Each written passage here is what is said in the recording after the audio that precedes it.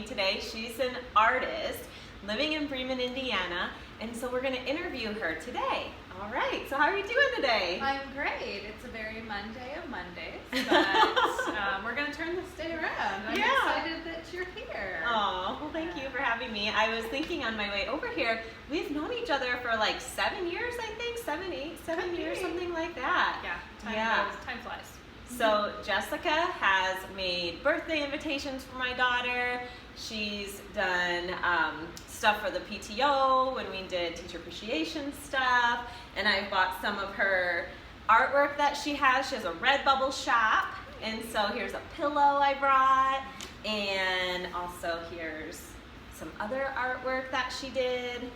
So I am a big fan of Jessica's. You. Yes, you're a big inspiration too. She keeps me going, keeps me inspired with topics and projects, and so I appreciate that. Yes, you're so welcome.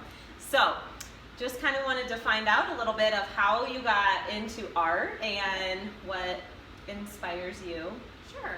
I have been making art since I could pick up a crayon, and I started painting when I was a teenager with watercolor. I think the 4-H program, believe it or not, was a big kind of boost to me to frame the work that I did and put it out into the public and have people evaluate it and enjoy it. So as a youngster, that was a big step for me, I think. So I went to art college at Indiana Wesleyan University in Marion, and after I graduated, I kind of started doing art fairs and more fine art type things, working with galleries, putting my framed art in galleries. But lately, I'm moving into a more commercial kind of groove and doing more illustration type of work. So that's been fun to switch gears a little more, work on some stationery. And where can we find your art? Yes, jessicaflores.com. Okay. And I have a portfolio there. I have a link to all of my different shops. You showed some of the print-on-demand type things that I do. Those are available through Redbubble and Spoonflower. Spoonflower is a textile printing company, print-on-demand. And that's where this came from, right? Yes, that one came from Spoonflower. So you can choose any fabric that you'd like these designs to go on, and they'll send you yardage. And then you'll cut and hem it and make projects or whatever you'd like. So I have a small shop there on Spoonflower, and I make a commission off those sales. But yeah, right now I'm working on some, believe it or not, it's January, but I'm working on some Christmas designs for next year. That's how the industry works. So I left all of my Christmas decorations up at home. For inspiration. That's great. But I mean. And then are you in some local shops? Yes. The Napanee Artisan Market inside Coppice Commons in Napanee. I have a whole display that I just set up last weekend there. My framed work, I have lots of framed work at Country Home Furnishings in Napanee. They're right on US 6 in downtown Napanee. Okay. And also in Valparaiso, a shop called Society. They have a wonderful collection of almost like natural it's like walking into a natural history museum, and antique store and art store, so that's a fun place to visit. They have some of my framed work and prints. Well, wonderful. Well, that's so great. All right, well, guess what? Jessica is going to do a project with us, and I'm so excited for this. So, all right, let's go. Okay. We're live. All right, so here we are, and what are we going to do today? Well, today we are going to do some stamp making. Well, I already have the stamps made, but we're going to stamp onto some tea towels. And this is another type of artwork that I do. You may know it as lino cut printing, but I use a rubber block instead of linoleum as is traditionally used. So mine look like kind of like that's more chalky, isn't it? And this is more rubbery. Yeah, I would say so. Linoleum is a little more chalky, really hard. But I use an easier to cut an easier to cut rubber. You'll find it in like it almost looks like the stamp, like a stamper. Yes, it looks exactly like that. That's what most crafters would call it, stamp making. But I do it a little larger scale than a stamp. Okay. So we have a few designs. I'll let you So pick. on the other side, it's like this, right? Mhm. So it starts off plain, just like this. Yeah. And then look at her design. Seriously, she like carved this. Yeah, here's one of the tools that I use. She uses to this carve. tool to carve it. It Okay. just What is glides this called? right through. A cutter. A gliding cutter. And then where can you get this from? I like to shop at United Art and Education. Oh, if you're in the teacher, Michiana aka area. teacher store. Yes, yes. So lots of teachers teach this technique in their art classes. So you Okay. can find these cutters This? from Speedball. Rubber stuff, and then this cutter.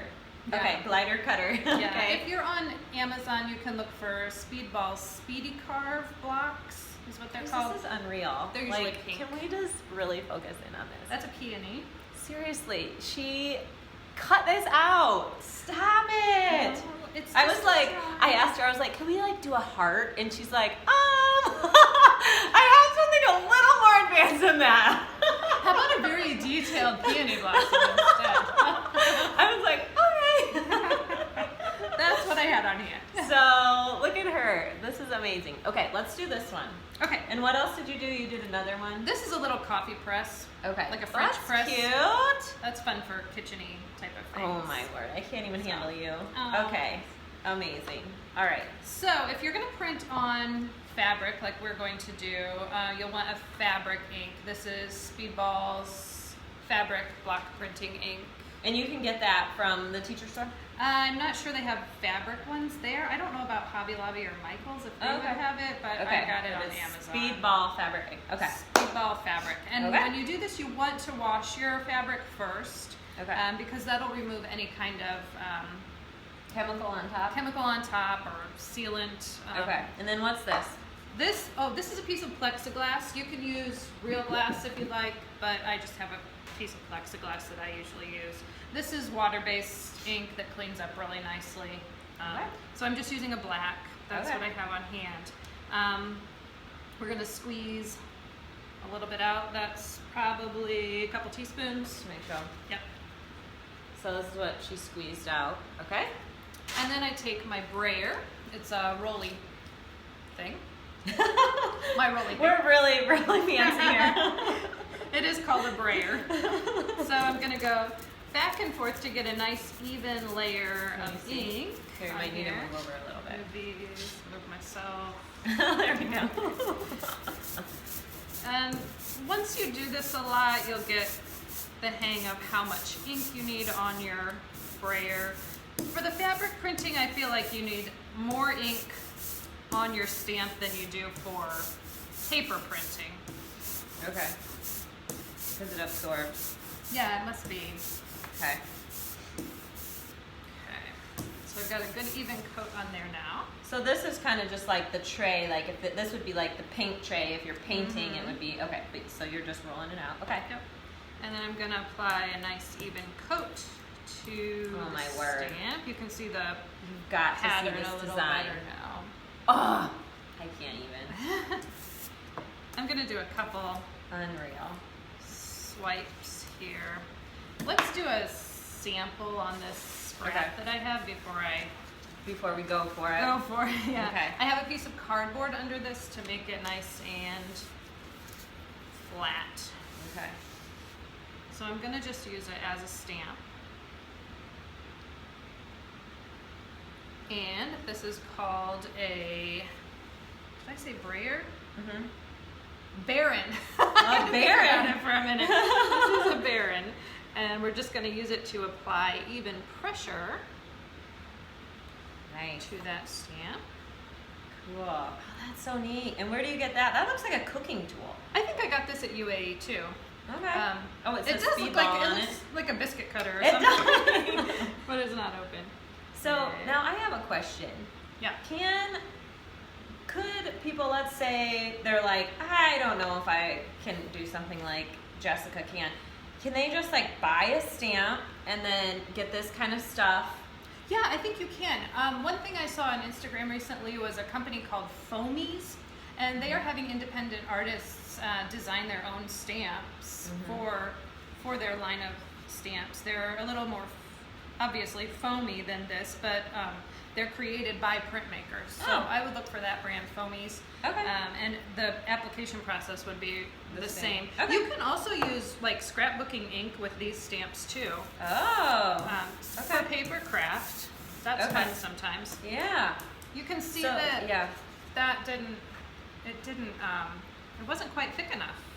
We're missing a little You bit. need a little bit more ink. Yeah, so we're gonna go over this one a couple. See, that's good. That's why we need to have this little Yeah. practice. Or maybe I needed to press a little harder. Okay. That's why I like to look for this toweling material. This is all the wider this fabric came. It's hemmed on both edges. And so I would start at the bottom. If I make mistakes, cut it off and keep, Yeah. going up. Good. Let's add just more on here this time. And so I have a question Okay. that I forgot to ask earlier. But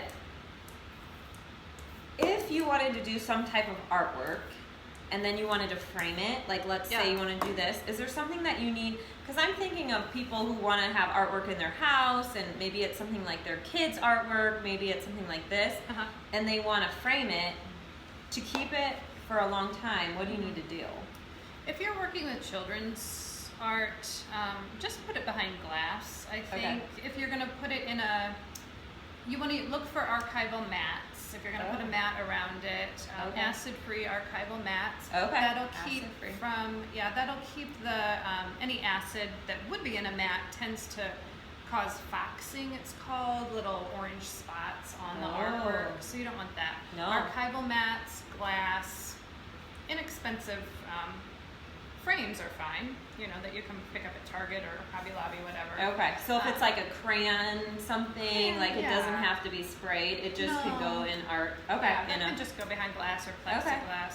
They do make UV protectant glass if you want to really spend some money and make sure it's safe. But And what's your favorite way to frame? Like or a display, I guess that's a better word, display your artwork.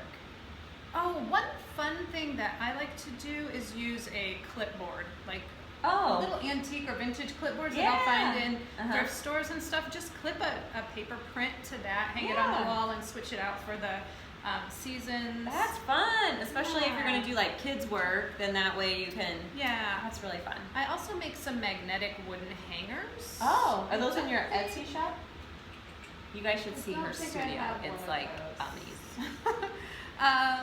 They might be in my Etsy shop under a print collection listing with 4 different prints in So it. they're just like magnetic, and then you can put your artwork in it, and then change it out easy. Yeah. Okay, Yeah. cool. So those are some fun, inexpensive ways Yeah.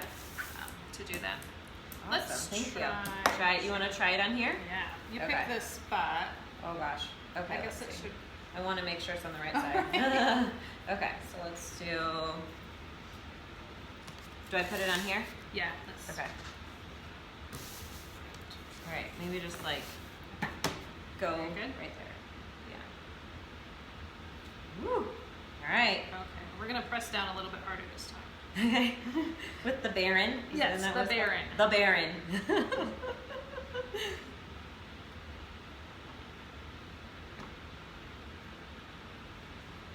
All right. All of my force on it.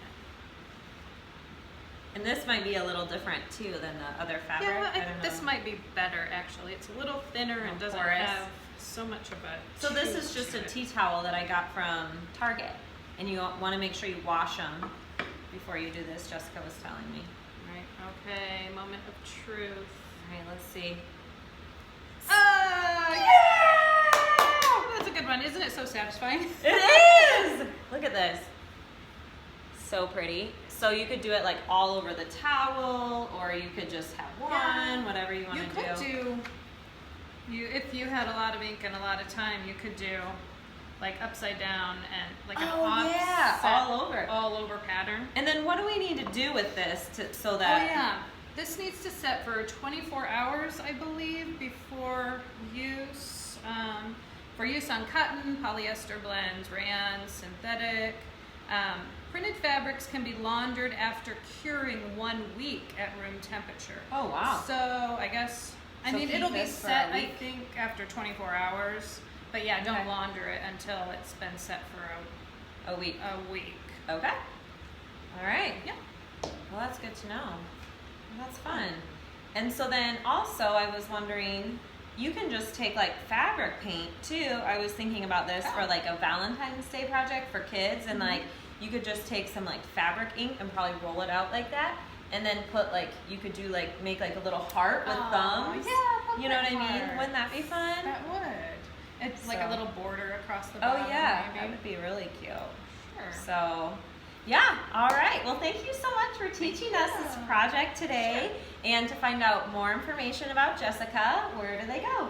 JessicaFlores.com. And I'm on Instagram as Jessica Flores Design. That's where I have most of my work and my everyday happenings. Yeah, all right. Well, thank you so much. you. All right, we'll see you guys later.